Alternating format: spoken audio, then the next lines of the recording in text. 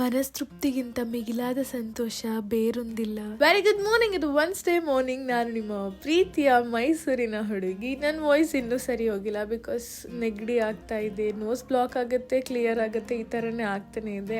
And ಇವತ್ತಿನ ಬೆಳಗ್ಗೆ thought ನಾನು ಯಾರಿಂದ ಇನ್ಸ್ಪೈರ್ ಆಗಿ ಹೇಳಿರೋದಂದ್ರೆ, ನಾನು ಒಂದು ಕ್ಲೈಂಟ್ ಪ್ಲೇಸಿಗೆ ಹೋಗಿದ್ದೆ. ಅಲ್ಲಿ ಒಬ್ಬರು ವ್ಯಕ್ತಿ ಅವ್ರ ಕೊಲೀಗ್ಸ್ ಒಟ್ಟಿಗೆ ರಕ್ತದಾನದ ಬಗ್ಗೆ ಹೇಳುವಾಗ ಈ ಮಾತು ಅವರಿಂದ ನನಗೆ ಇನ್ಸ್ಪೈರ್ ಆಗಿದ್ದು. ಆ್ಯಂಡ್ ರಾತ್ರಿ ಎಲ್ಲ ಸರಿಯಾಗಿ ನಿದ್ದೆ ಮಾಡೋದಕ್ಕಾಗ್ತಾ ಇಲ್ಲ. ಬೆಳಗ್ಗೆ ನಾನು ನನ್ನ ರೂಮ್ಮೇಟ್ ಇಬ್ರು ಒಟ್ಟಿಗೆ ರೆಡಿ ಆಗ್ತಾ ಇದ್ವಿ. ಅವರು ಕೂಡ ವರ್ಕಿಗೆ ಹೊರಟ್ರು, ಹಾಗೆ ನಾನು ಕೂಡ. ಅದಕ್ಕೂ ಮೊದಲು ತಿಂಡಿ ಮಾಡೋದಕ್ಕೆ ಅಂತ ಹೋದೆ. ತಿಂಡಿಗೆ ಇವತ್ತು ನಮ್ಮ ಪೇಜಿಲಿ ಪೂರಿ ಹಾಗೆ ಕಾಬೂಲ್ ಕಡಲೆ ಮಾಡಿದ್ರು. ನಾರ್ಮಲಿ ನಾನು ಪೂರಿ ತಿನ್ನೋದಕ್ಕೆ ಇಷ್ಟಪಡಲ್ಲ, ಯಾಕಂದ್ರೆ ನಮ್ಮಲ್ಲಿ ಜಾಸ್ತಿ ಪೂರಿ ಮಾಡ್ತಾ ಇರ್ಲಿಲ್ಲ. ಆ್ಯಂಡ್ ಇವತ್ತು ನಾನು ಆಫೀಸಿಗೆ ಹೋಗ್ತಾ ಇರಲಿಲ್ಲ, ಕ್ಲೈಂಟ್ ಪ್ಲೇಸಿಗೆ ಹೋಗ್ತಾ ಇದ್ದೆ. ಬೆಳಗ್ಗೆ ಇವತ್ತು ಹೇಳುವಾಗ ಕಷ್ಟ ಆಗ್ತಿತ್ತು, ಬಟ್ ಫ್ರೆಶ್ ಅಪ್ ಆದ್ಮೇಲೆ ಮೈಂಡ್ ರಿಲ್ಯಾಕ್ಸ್ ಆಗ್ತಿತ್ತು, ಹೆಲ್ದಿ ಫೀಲ್ ಆಗ್ತಾ ಇದ್ದೆ. ಬಟ್ ಒಂದ್ಸರಿ ಹೊರಗೆ ಹೋಗ್ತಿದ್ದಂಗೆ, ಹೊರಗಿರೋ ಗಾಳಿ ಕುಡಿತಿದ್ದಂಗೆ ಮತ್ತೆ ನೋಸ್ ಬ್ಲಾಕ್ ಆಗ್ತಿತ್ತು, ತಲೆನೋವು ಸ್ಟಾರ್ಟ್ ಆಗ್ತಿತ್ತು. ಬಟ್ ಏನು ಮಾಡೋದಕ್ಕಾಗಲ್ಲ, ನಮ್ಮ ಕೆಲಸನ ನಾವು ಮಾಡಬೇಕು. ಹಾಗೆ ಮಧ್ಯಾಹ್ನ ಊಟಕ್ಕೆ ಹೊರಗಡೆ ಹೋಗಿದ್ವಿ. ನನ್ಗಂತೂ ಇವತ್ತೇನು ತಿನ್ನೋ ಮನ್ಸಿರ್ಲಿಲ್ಲ, ಯಾಕಂದ್ರೆ ರುಚಿ ಗೊತ್ತಾಗ್ತಾ ಇರಲಿಲ್ಲ. ಬಟ್ ಹೊಟ್ಟೆ ಹಸುವಿಗೆ ಏನಾದ್ರು ತಿನ್ಬೇಕು ಅಂತ ಚಪಾತಿ ಆರ್ಡರ್ ಮಾಡ್ಕೊಂಡೆ, ಹಾಗೆ ಹಾಟ್ ಅಂಡ್ ಸೋರ್ ಸೂಪ್ನ ಕೂಡ.